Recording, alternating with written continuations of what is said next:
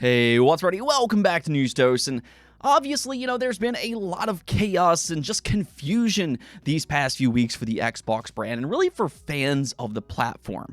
I definitely feel like there is a lot of uncertainty about their future from gamers, but the thing is that we did just get a response that may set some people at ease, or possibly. There is still some skepticism out there, but we're going to get into all of that today.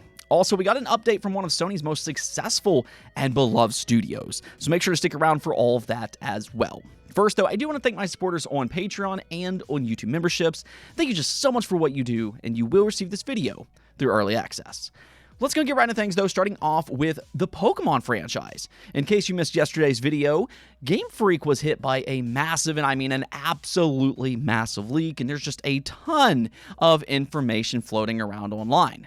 Well, one of the more interesting things that's been discovered, and this has become a major talking point among fans, is the budget that they have for their games. Apparently, Pokemon Legends EA, and this might come as some surprise, but it only had a budget of 2 billion yen. And then the upcoming Generation 10 only has a budget of 3 billion yen.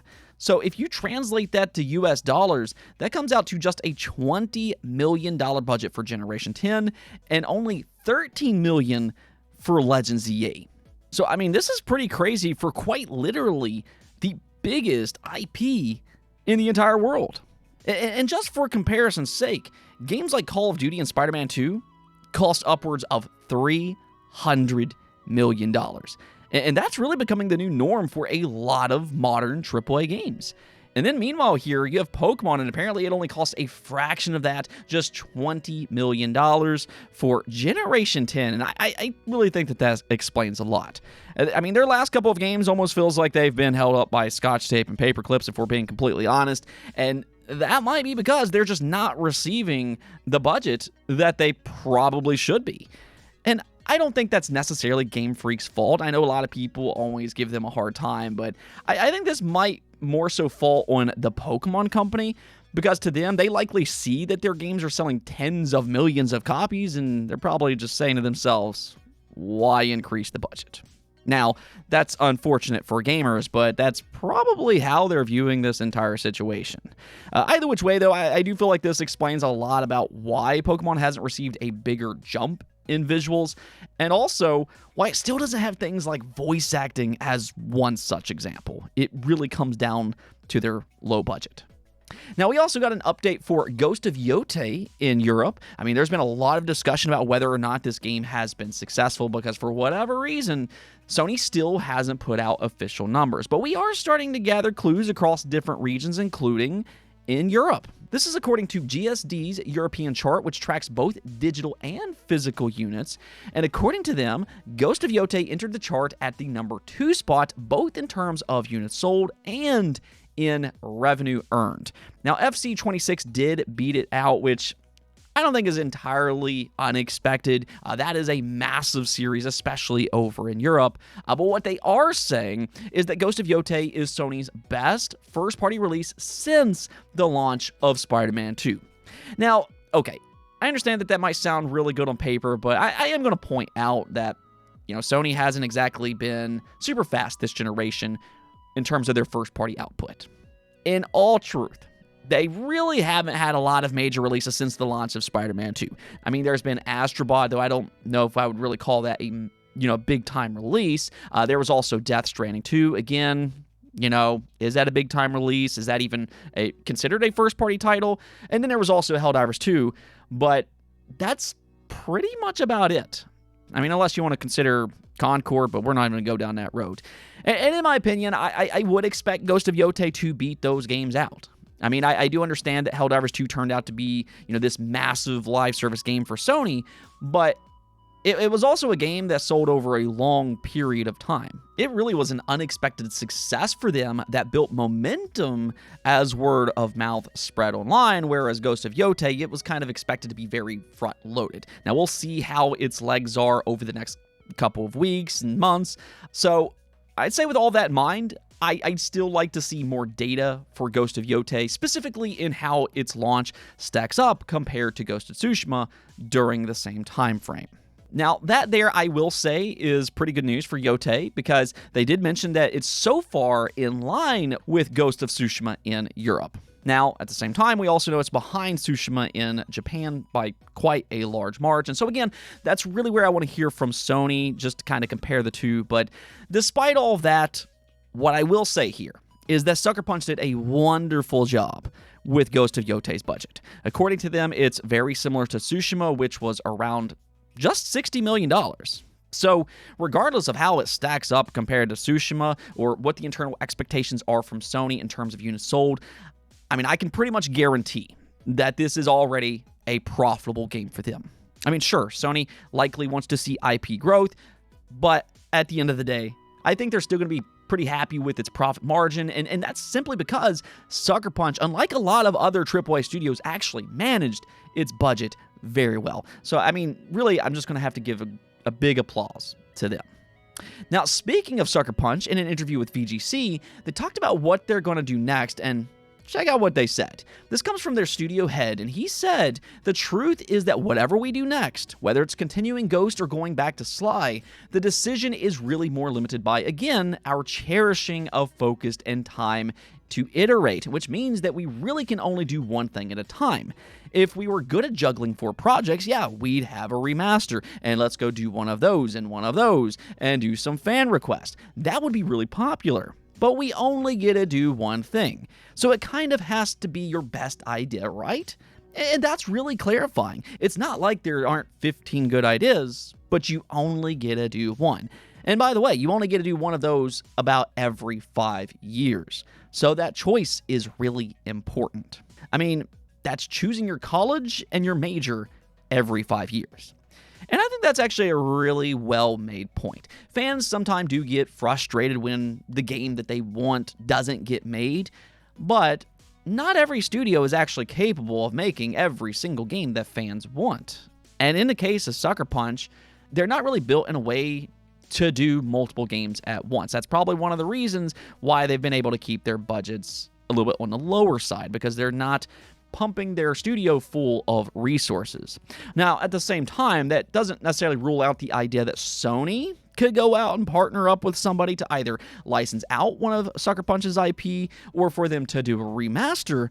But in terms of Sucker Punch as a studio, they're going to stick with that one game mentality, and I mean, that's worked out wonderfully for them so far.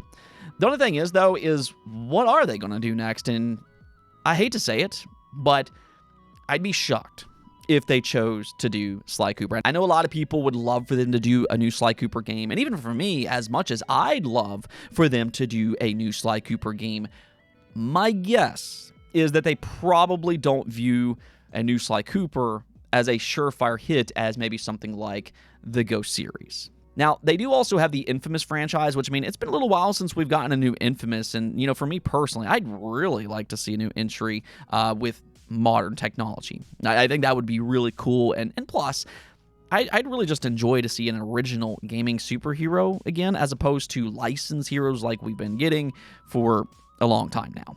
However, if you look at the Ghost series and how they could position that, they could kind of treat it like Assassin's Creed and just move to another location with a new character, or, you know, they could even go with a new IP. I mean, the thing about Sucker Punch is that I think that they've more than proven that they are a top-tier studio capable of new ideas. So I think the possibility for them really are endless. It's hard to say exactly what they're going to do because they have so many options in front of them.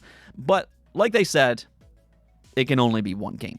It doesn't sound like they're going to increase their staff tenfold to work on multiple projects like we've seen from some other studios. So I think that if you want something like a new Sly Cooper game from them, then you're probably just going to have to hope that Sony partners up with somebody like they did for Sly Cooper 4. All right, so let's just go talk about this situation that Xbox currently finds themselves in. And I keep saying this, and I'm just going to go and repeat it here again. Everything that's happened these past few weeks is completely Microsoft's fault.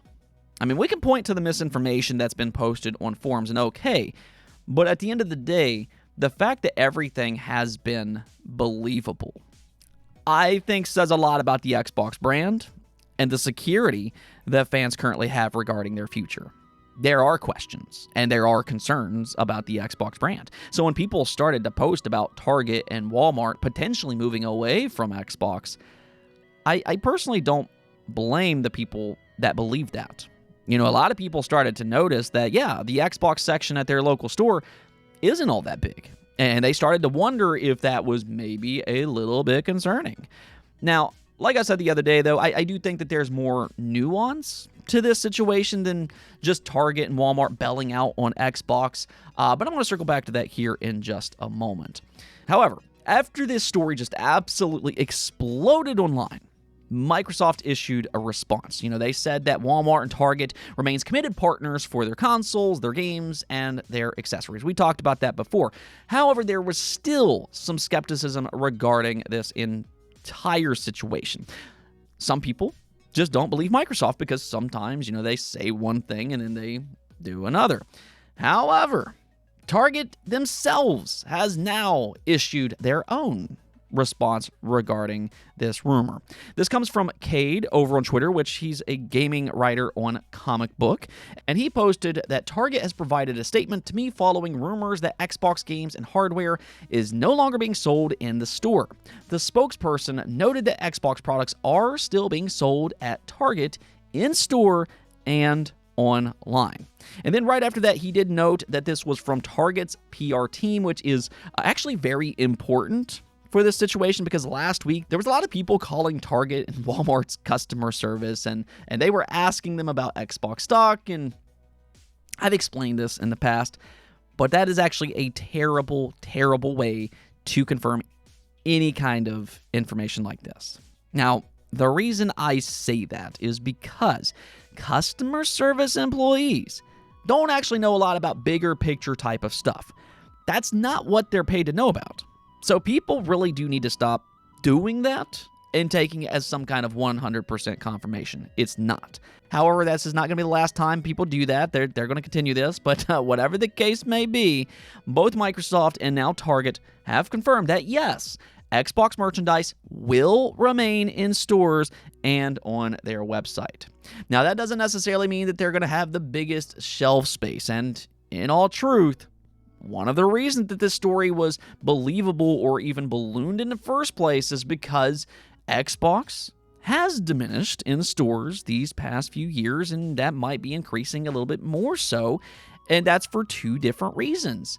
One is because Xbox isn't the most popular console, and number two, being even more important, is the rise of digital games. I really want to stress this because the gaming section as a whole has diminished these past few years because there are digital-only consoles now. We have the Xbox Series S. We have the PlayStation 5 digital. We have the Nintendo Switch, which has all of these different game key cards. The digital distribution for that might increase this generation as well. We'll see. But digital games have certainly become a lot more popular this generation.